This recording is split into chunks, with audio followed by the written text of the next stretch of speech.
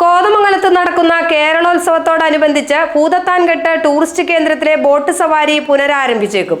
Boat സവാരിക്ക് അനുമതി തേടിക്കൊണ്ടുള്ള ഉടമകളുടെ അപേക്ഷയിൽ ജലസേചന വകുപ്പ് ചീഫ് എഞ്ചിനീയർ ഉടൻ തീരുമാനമെടുക്കും. 8-ാം തീയതി മുതലാണ് കോതമംഗലത്ത് കേരളോത്സവം നടക്കുന്നത്.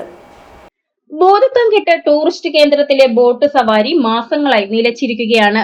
ടൂറിസം സീസൺ അവസാനിക്കാറാകുമ്പോൾ പോലും ബോട്ട് സവാരി പുനരാരംഭിക്കാത്തതിൽ വിമർശനം ശക്തമാണ്. സംസ്ഥാന കേരളോത്സവത്തിന് കോതമംഗലം വേദിയാകുന്നതിന്റെ പശ്ചാത്തലത്തിൽ ബോട്ട് സവാരി ആരംഭിക്കുവാനുള്ള ശ്രമമാണ് ഇപ്പോൾ നടക്കുന്നത്. സംസ്ഥാനത്തിന്റെ എല്ലാ മേഖലകളിൽ നിന്നുമായി 5000-ലേറെ മത്സരാർത്ഥികൾ കേരളോത്സവത്തിന് എത്തുന്നുണ്ട്. ഇവരിൽ ഭൂതത്താൻകെട്ട് ഉൾപ്പെടെ കോതമംഗലം പരിസരത്തെ ടൂറിസ്റ്റ് കേന്ദ്രങ്ങൾ സന്ദർശിക്കുവാനുള്ള സാധ്യതയുമുണ്ട്.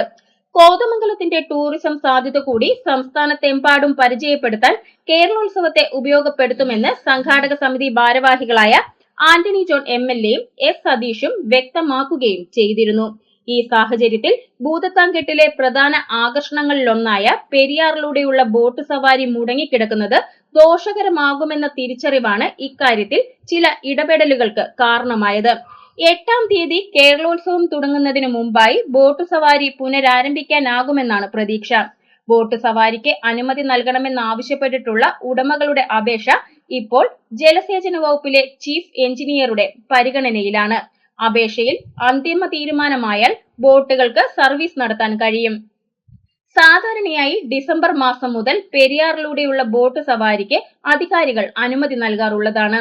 ജലവിഭവ വകുപ്പ് പുതിയതായി ആവിഷ്കരിച്ച ഇറിഗേഷൻ ടൂറിസം പദ്ധതിയുടെ ഭാഗമായി ഭൂതത്താൻകെട്ട് ടൂറിസ്റ്റ് കേന്ദ്രത്തിന്റെ ചുമതല കോഴിക്കോട് ആസ്ഥാനമായുള്ള സ്വകാര്യ കമ്പനിക്ക് നൽകാൻ ധാരണയുമായി.